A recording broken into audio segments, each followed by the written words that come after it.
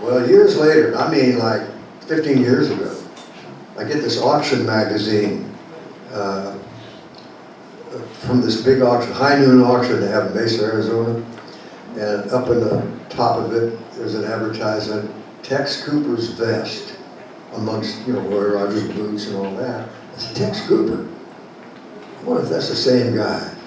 And I open it up, and there he is, with dark hair, long hair, the beard, and he went up the Chisholm Trail, punching cows, and later became the master of ceremonies of Miller's 101 Ranch.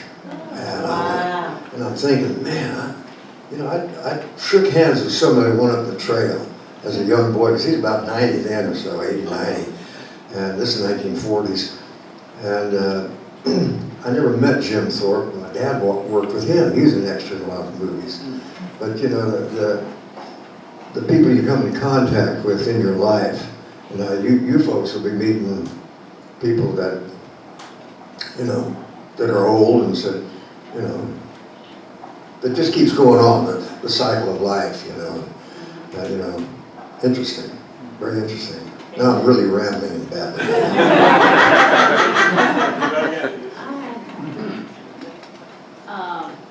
Your father was in the business. Were you in any of his movies, and were you a child star? What age did you start in business?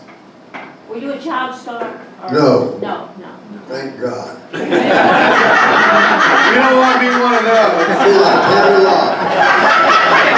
Locke. You lucky guy. Were you in any of your dad's movies? We did, I think, 3 movies that were Conager with Sam Elliott, and The Hooker Bunch, and Beartooth, and Pony Express Rider. I wish I'd been in more movies though, because he was such a good actor. Yeah. Look, How did your dad luck out to become such a great character actor after he left B. Westerns? That's an interesting question, because there was a time, if you were in the B movies, like Gene Autry and Roy Rogers and them, you kind of stayed in those, and you were typed in that. And very few of the B Western movies, including not only the Westerns, but the B movies they call them, ever made it in the A movies, And a few of them did, not many. My dad was one of them, because he worked, all those movies playing Cannonball, The Sidekick, with Russell Hayden and Wild Bill Elliott and Charles Starrett and Tex Ritter and all these guys, and made that transition from there to films with Sam Peckinpah and Howard Hawks and all these great directors, Vincent Minnelli, a bunch of people, and really big movies, Bonnie and Clyde and all these great movies. So he kind of was able to transcend from there to there, and that's pretty cool, pretty remarkable in those days. There was a time when television actors, TV actors, they were not movie stars, and I think Steve McQueen proved that differently, and a few others. So now it's acceptable. Now television, gosh, there's so many actors out there now, so many films being made. It's just. But not like before. No, but I don't know anybody, This guy's a big star, and I don't know him. I don't see that much television. But TV has really improved. It's some of these shows I've been watching. I don't know if y'all watch something like The Crown, on Netflix. Fantastic stories. They're well done. A lot of money spent on them. I saw Henry VIII. Man, production-wise, wow, something else. But to answer your question, yes, I did work with my dad, and I wish I had worked with him more.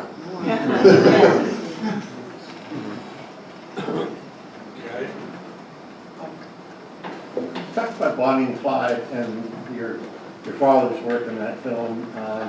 It seems to me that was like a real important transitional movie for him, but then at the same time, he's a much different actor or character in that movie than he had been Cannonball. So do you remember he was getting the role, and did he have any second thoughts about taking the role, or No. did he enjoy it immensely? Did he like the reaction that he got from people?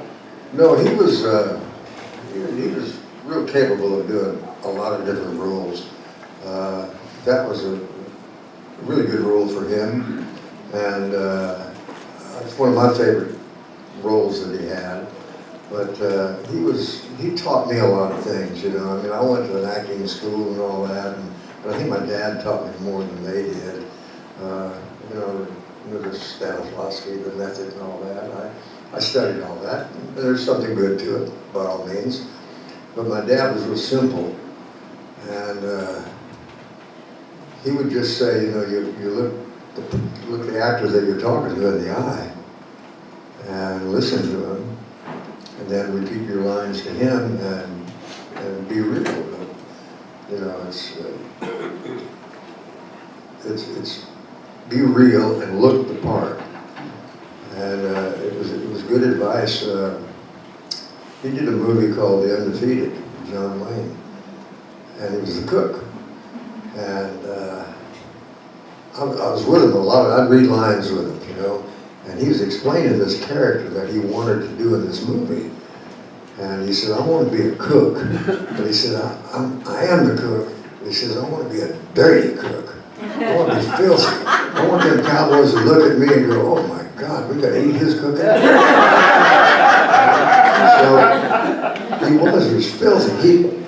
He had he had a T-shirt on or something. He wiped. They had tin can plates, and, you know. They'd bring him to him, he'd rub it off on his pants like that, and put it over there like that. And he'd say something like, it's unclean. I don't like anything unclean. So he'd wipe it off. And he had all these things he was doing, you know, these gimmicks that he had. And he was dirty. He was like repulsive dirty.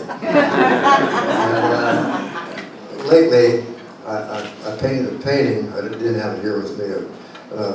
Published it. Ben Johnson and my dad next to the chuck wagon, and John Wayne's yelling at him, we're burning daylight. And, my dad is filthy. Ben Johnson is drinking a cup of coffee, and my dad has one biscuit on a tray, and he's looking at him, kind of funny, but it was so neat to be able to do something like that for your dad, even though he's not around, but he is around. Interesting. Talk a little bit about what it was like working on Tombstone.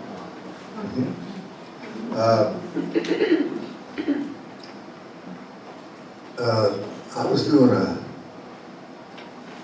art show in Enid, Oklahoma.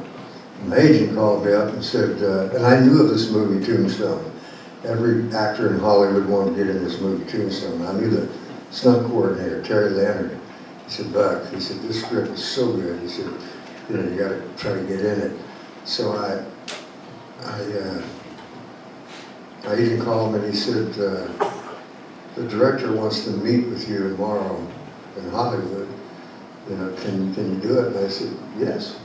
You know, so I did. I flew back there, and I waited like maybe 2 hours, you know, waiting to go in because there was someone in there before me. Anyway, I waited, and I got in there, and an actor came out, and I walked in, and I'm in there like an hour and a half because he's telling me the whole story. He was the writer, Kevin Jordan was his name. And I was like, you know, okay. And I had this script. I said, Kevin, I said, do you want me to read something in here, you know, part or something? He said, no. He said, I want you to play Turkey Creek Jack Johnson, who was a friend of Wyatt Earp's, Doc Holliday. And I said, he said, but read the script, and here's my home phone number. He said, give me a call and see if you like the part. Oh my God. So, you know, I said, well, I'm gonna be at an airport tomorrow, and I'll read it, and I'll call you. So I did. I read it that night. And man, the script was so good. I called him up about 10 o'clock at night, and he answered the phone. I said, Kevin, I want to ride with this brand. And then later I asked him, I said, how did you come to choose me to be in this movie? He said, I watched you every Monday night in Wyoming when I was growing up. So, you know, it's funny business. What was your Gunsmoke, and do you enjoy watching yourself appear on the show? I don't enjoy watching myself so much as watching the show, but, you know, I think the one I did with Jess Walton, played Patricia, my wife who died, you know, but it's probably the one that I get most feedback from people that have seen it, you know, because it was a pretty sensitive show, you know, she dies and all that. But I had several shows that I liked doing. I did one with Ben Johnson and Buddy Epson, and that was, I loved doing that one. And that was a chase, like, you know. And Buddy Epson, they had a big horse there for him to get on. He couldn't get on, and they said, Buck, we're gonna switch horses. You ride this horse, and he's gonna ride your horse. I said, all right. So I got up on Dollar, John Wayne's horse, and rode him. Oh. But that was a favorite episode too. I did a bunch. I think I did 170 or something. Do you have any Ben Johnson or Richard Farnsworth stories? Yes. You could relate? Yes. Here? Yes. Ben Johnson and I are doing a Gunsmoke, and we're in Kanab, Utah. We're walking down the street, and you know, I was dressed like this, and Ben was cowboy, world champion, and Academy Award winner, and all that, and a cowboy, sure. So we're walking down the street, and there's a car full of hippies parked here, and they're all slouched down in the seats, and oh, cool, man. And we walked by him, and this guy that on the passenger seat kind of looks over here and he sees Ben Johnson and he goes, wow, cowboy. So Ben Johnson stopped and leaned into the window and said, and a damn good one.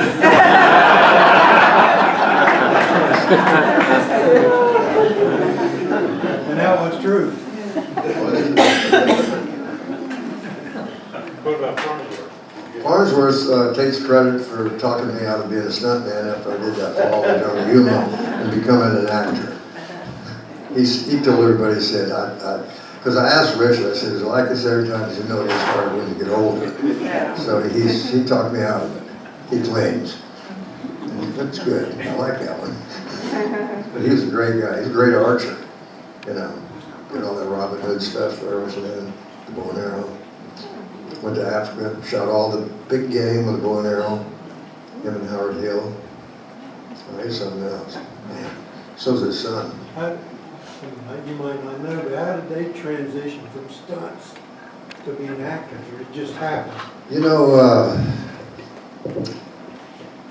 Ben and Richard Farnsworth were such interesting characters, you know, and told a lot of stories.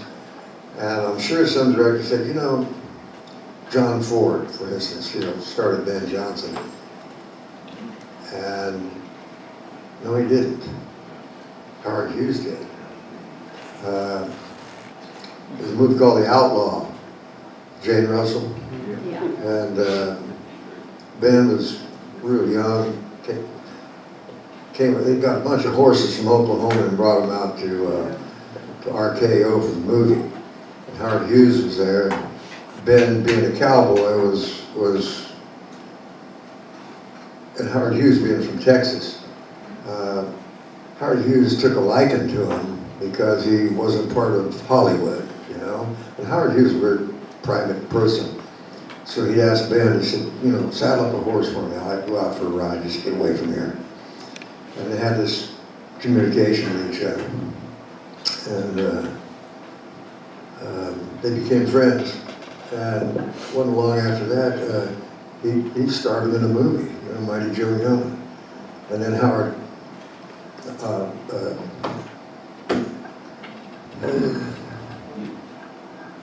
Forward. pardon me?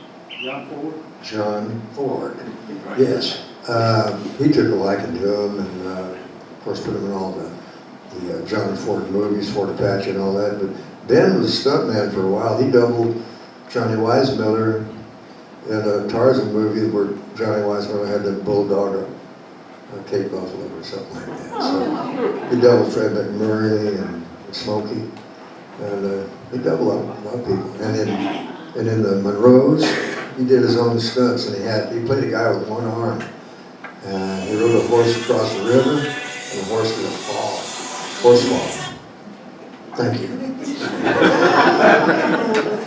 Thank you. That was my husband calling me. He messed up. I Honey, I'm right here. It's I wish it okay. had been Ben Johnson calling me.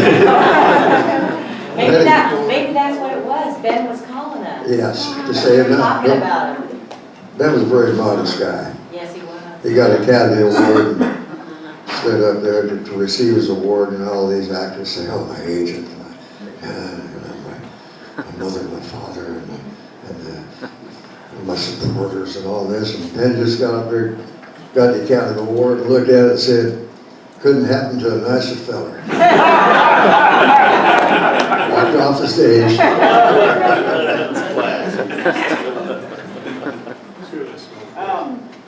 I heard that John Ford fired Ben Johnson one time. Do you know anything about that? Yeah, they were going over to do The Quiet Man. And Ben Johnson was scared to death of airplanes. And they were getting ready to take off in this one little airplane. They were on location somewhere. And there was a cow in the middle of the air runway. And the plane had to stop and go around, turn it over, start over again. Well, Ben got out of the plane, and John Ford was in it. He said, I ain't going in no airplane. And he said, well, you're going to have to go on one to go to Ireland. He said, I ain't going to Ireland either. And they fired him. He went back to rodeo, and he won the world championship team open. And then later, John Ford changed his mind. Some of these stories are true. So you have a book coming out, sir. When's it coming out? You say Oh, you're I writing a have. book. I've been writing a book for a long time. Is somebody helping you? You got a helper, or you're doing it by yourself? No, I've got a helper. Uh-huh. You know, in fact, a fellow that was here yesterday, so we're working on it. You know, I'm relating a lot of stories and things, growing up and all that. Some of the things I've told you, and it'll have paintings, it will have photographs, early Hollywood. Do you have a title for it? Nope. Not yet. No. You know, I'm almost 80, so I gotta get it done before too long. What is your favorite role? Let's take Gunsmoke out of this. You know,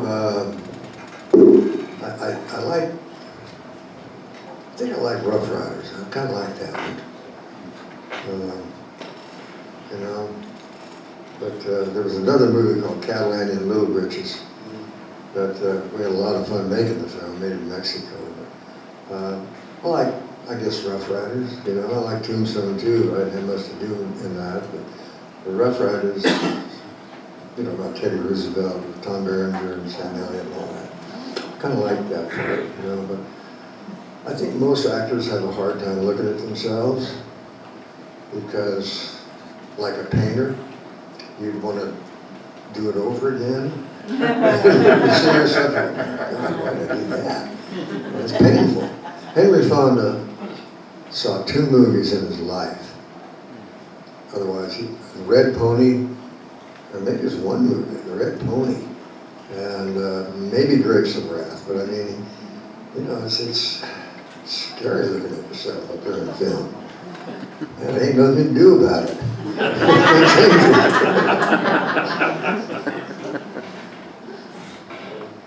How about your painting? When did you get into that? Painting. I've been painting since I was a little boy. You know, it's just something I love to do. The kids want to draw or paint. They don't do it because they want to. They do it because they have to. But, you know, had to. So I love art, and I love watercolors primarily. Well, did you go to school, sir, for painting? Did you go to a school, or did you teach yourself? No, well, yeah, both. Yes. I was drawing at 4 or 5 years old, and all through school I majored in art and all that. went to a really good art institute. And then, you know, came back to my art. When I got in the movies, I kind of quit painting for a while, about 30 years. You know, maybe 25 years ago, I started painting again, seriously. And I bought a lot of art books. I have my favorite artists that I like, you know, like Andrew Wyeth and some of the French Impressionists. And Winslow Homer is a watercolorist, you know, so I really am self-taught in some ways, you know, and I'm still teaching myself. So it's like anything else, you know. In my case, I'm trying to get better at what I do no matter what it is. To be a better person, having more faith, you know, trying to change and do something else in your life instead of being in your comfort zone all the time. So I think that, now I'm getting spiritual, but I think that, you know, change is good, you know, so, and I'm trying to get better at painting, at acting, at being a good person, being a different kind of a person, and, you know, so it's a trying to learn is what I'm saying constantly. So I read books and look at some of these inspirational TV shows, Bible, you know.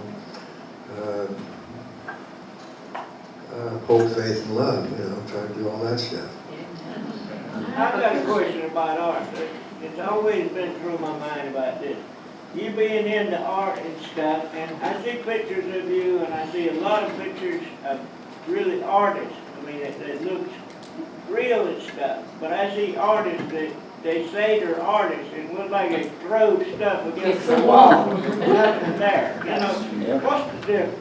Well, the difference is, and that's my next venture into artwork. I'm glad you brought that up. Because those guys make more money. I can do that. Instead of throwing at it and all that, that's the next deal. I wanted to let people know that I could actually draw a little bit, paint a little bit, and now I'm going into the real abstract. I make this some money now. I told you down upstairs that I seen you walk your 12 for 2 nights on Texas Ranger. Yes, sir. Walker, Texas. How was they to work with? They were great to work with. Now, this gentleman here is a gunsmith. And when we met the other day, he said, "You were a gunsmith on Gunsmoke." I said, "Yes, sir." He said, "Do you know anything about guns?" And I said, "I can take them apart, but I can't put them back together." But it was great working with Chuck Norris, great guy, real patriotic guy. And the whole cast was really good. I enjoyed that, playing Texas Ranger. I played Texas Ranger in one, and I think a sheriff in the other one. So I enjoyed that, yeah. You mentioned Catalan and Little Britches. How was it to work with Steiger and Lancaster? Well, that was, you know, Burt Lancaster was in this movie, Cadillac and Little Britches, and he was like, he started me in athletics, you know, gymnastics, and actually worked with him was something else, man. I'm just, you know, I was beside myself. So I would talk